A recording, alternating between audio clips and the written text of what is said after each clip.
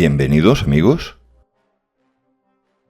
Aprovechando que aunque los frentes están bastante activos, pero sin cambios que sean importantes, por lo menos de momento, no es una mala oportunidad para ver con más detalle la reciente entrevista y publicación realizada por Zaluzhny, comandante jefe de las Fuerzas Armadas ucranianas. Esa misma que traté superficialmente en el vídeo 130, y la misma que algún analista aprovechó para mentir y poner palabras en la boca de Zaluzhny que jamás ha dicho, con la única finalidad de darse a él mismo la razón. De analista, entre poco y nada. De analisto, demasiado. Empezando, aunque también lo traté en otro vídeo, lo repetiré tanto por si alguien no lo ha visto, como para que se entienda mejor. Entre los estudiosos de los conflictos, entre los realmente académicos, en lo que para mí se le parece bastante a la filosofía, solo existen dos tipos de guerra, la de desgaste y la de maniobras.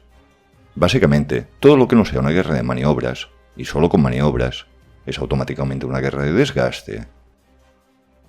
Por ejemplo, los aliados occidentales en la Segunda Guerra Mundial se considera una guerra de desgaste.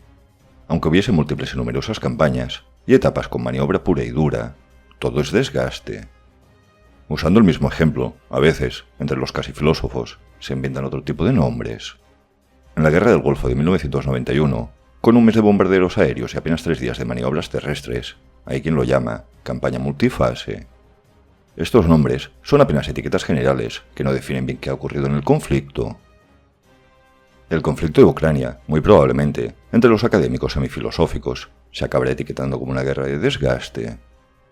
La campaña rusa intentando ocupar Kiev en cuestión de horas, así como los paracaidistas rusos asaltando el puerto de Hostomel, también será considerado como guerra de desgaste, aunque se le parezca lo mismo que un huevo y una castaña.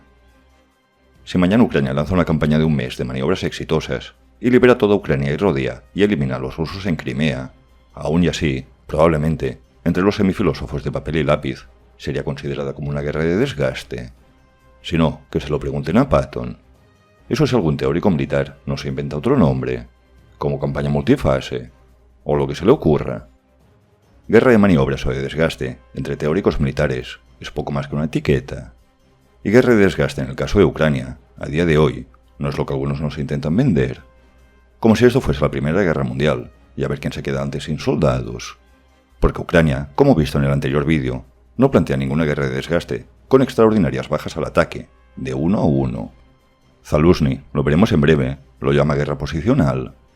Y no lo llama guerra de desgaste, en ningún momento, por mucho analista que haya. Porque no es lo que está planteando Ucrania. Y ni se le parece.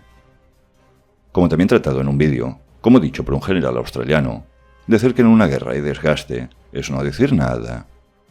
Un ejemplo, si una unidad de 10 soldados sufre una baja en una guerra de maniobras, esa unidad ha sufrido desgaste. De 10 soldados ha pasado a tener 9, y esto tampoco lo convierte en una guerra de desgaste, ni lo convierte en la Primera Guerra Mundial. Decir que en una guerra hay desgaste es no decir nada.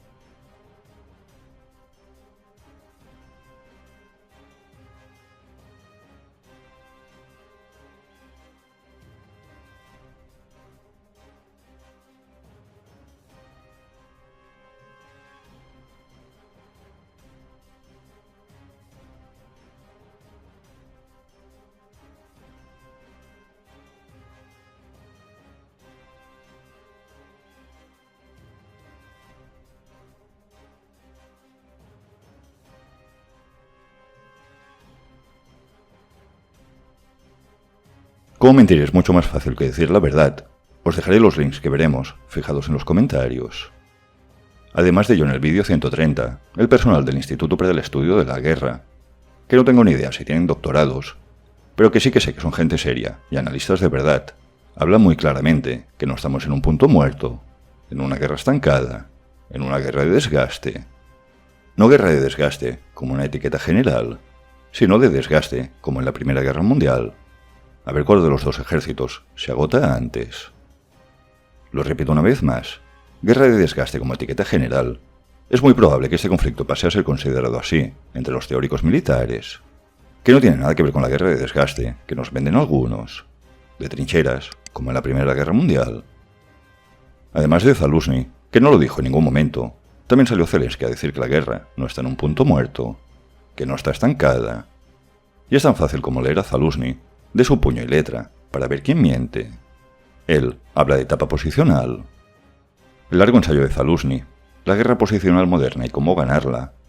Y ahora mismo nos vamos a este ensayo. Describe la consideración de Zaluzny sobre los cambios que Ucrania debe hacer para superar la actual etapa posicional de la guerra. Etapa posicional. El ensayo de Zaluzny también lo dejo en los comentarios. ¿Y cómo se llama el ensayo de Zaluzny?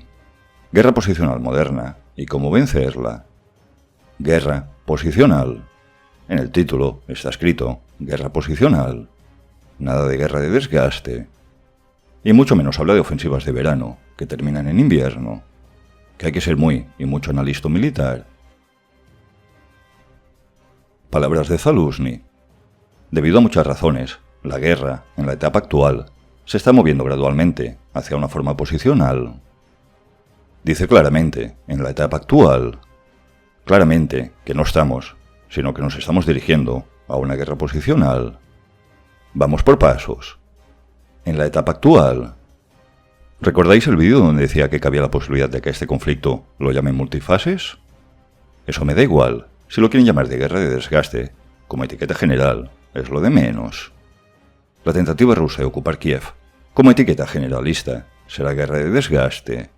Aunque es obvio que esa era otra etapa. Y obviamente no tiene nada que ver con la guerra de desgaste, ni de trincheras. Se está moviendo. O sea, no estamos aún, sino nos dirigimos.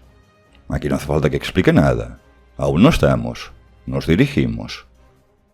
Forma posicional o guerra posicional. Guerra de posiciones. La palabra desgaste no aparece ni una única vez en el ensayo de Zaluzny. Hasta en el título habla de guerra de posiciones y cómo vencerla. De supuesta guerra estancada, lo tenéis en la pantalla.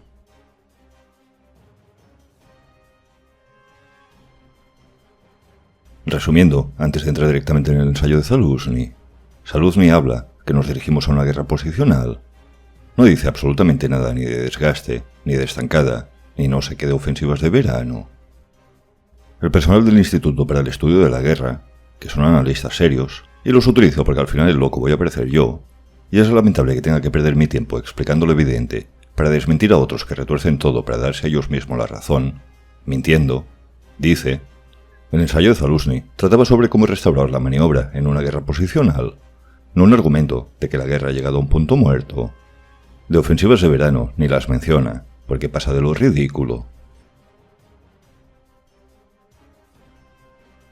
Zaluzny escribió que la guerra está adoptando gradualmente una forma posicional, y señaló que Ucrania necesita ganar superioridad aérea, traspasar las barreras de minas en profundidad, aumentar la eficacia de la contrabatería, crear y formar las reservas necesarias, y desarrollar capacidades de guerra electrónica para superar la guerra posicional.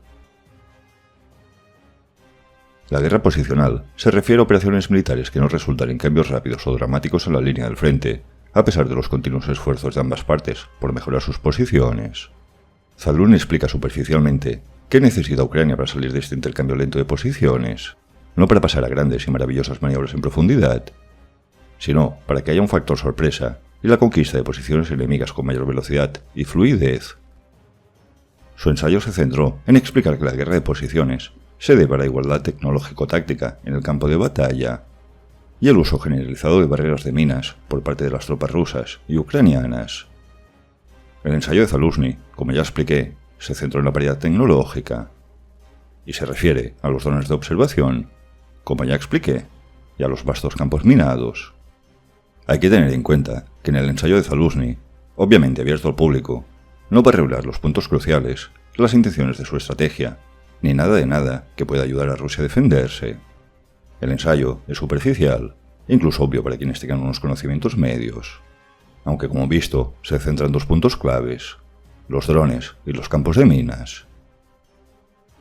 Zaluzny habla sobre lo necesario, la superioridad aérea, los campos minados, guerra electrónica, el fuego de contrabatería y las reservas del ejército ucraniano. Ahora vamos a ver, resumidamente, aconsejo leer el ensayo de Zaluzny, cada uno de estos aspectos, del que yo considero menos importante al más importante, de menos a más. Empecemos por las reservas. En comparación con Ucrania, la Federación Rusa tiene casi 3 veces más movilización de recursos humanos. 3, no 15 veces. Y Rusia suele sufrir bajas superiores a 3-1. Pero no logra aprovechar la movilización de recursos humanos para crear una superioridad significativa. Las principales razones son de naturaleza política, organizativa y motivacional. Zaluzny también explica brevemente algunos problemas que tiene Ucrania para tener más reservas y tener así una superioridad en tropas, numérica, sobre Rusia. Contrabatería. Zaluzny explica que, al igual que en el pasado, el éxito de los ataques depende directamente de la efectividad de la artillería, también en el caso de la defensa, y que, como sabemos, Ucrania ha conseguido igualar las capacidades artilleras rusas gracias a menos disparos, pero más precisos, gracias a la munición occidental. Cuando Ucrania ataca, son recibidos por la artillería rusa, y al detectar y destruir esa artillería, contrabatería, aumenta las posibilidades de éxito del ataque. Nada nuevo.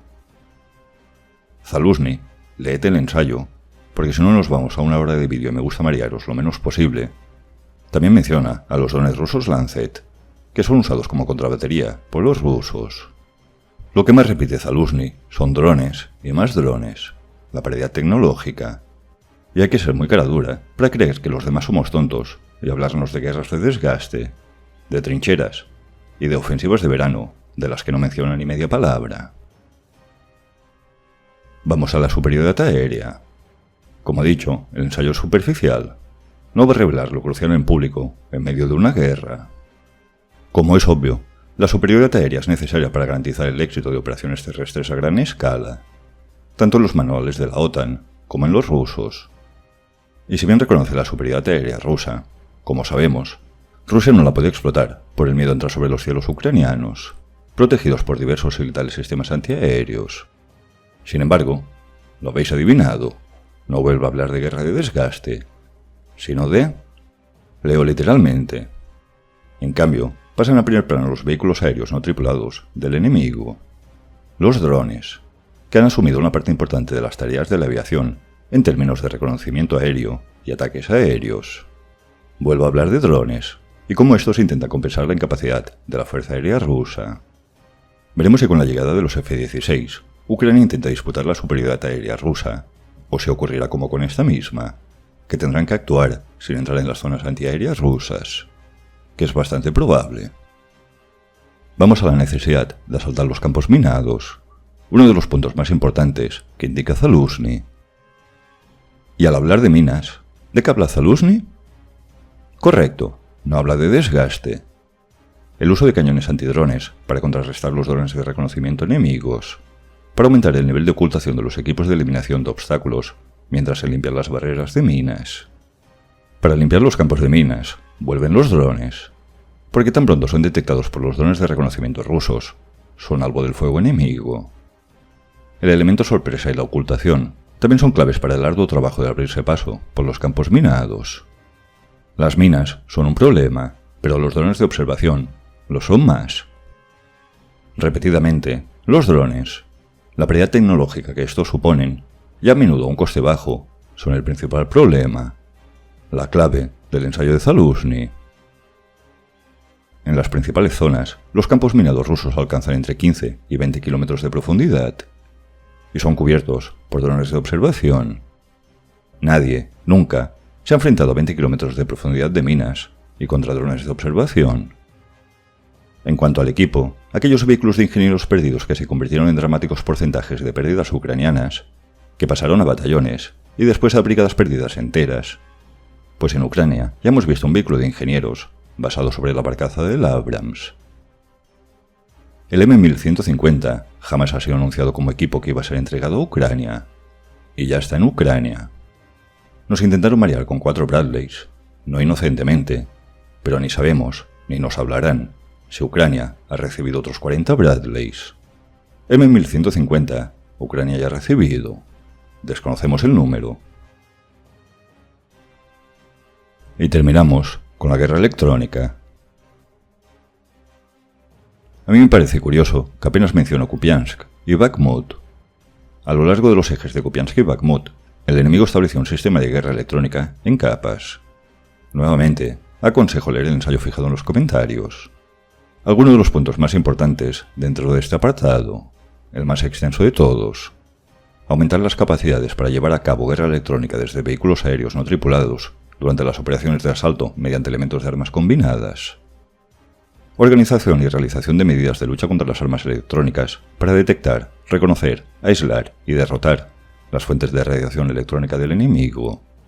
Básicamente, implementar guerra electrónica y neutralizar la guerra electrónica enemiga. Aquí sería interesante ver si en los próximos meses Ucrania recibe más y mejor de este material en específico que pide Zaluzhny, si es que nos enteramos, porque no anuncian todo lo que recibe Ucrania. Finalizando, los 2 puntos más importantes que explica Zaluzhny, y así lo entiende la gente del Instituto para el Estudio de la Guerra, y espero que nadie nos diga que estos también tienen sesgo, y así lo entiende cualquiera bien intencionado. Los 2 puntos más importantes son los campos minados y la guerra electrónica / drones. Ni guerras de desgaste, ni de trincheras, ni ofensivas de verano, de las cuales no hay ni media palabra. Y más claro, imposible. Conclusión. La necesidad de evitar la transición hacia una guerra posicional a una de maniobrabilidad exige buscar enfoques nuevos, y no triviales, para romper la paridad militar con el enemigo. La paridad con el enemigo son los drones, específicamente de observación.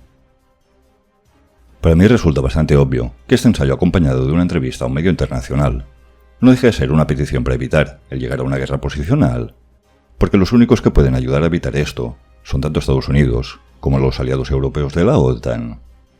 Ahora faltará ver si los aliados de Ucrania le suministrarán lo necesario y capacidad tienen para evitar una guerra posicional.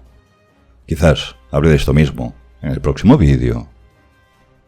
Suscríbete, dale a like si te ha gustado el vídeo y hasta pronto.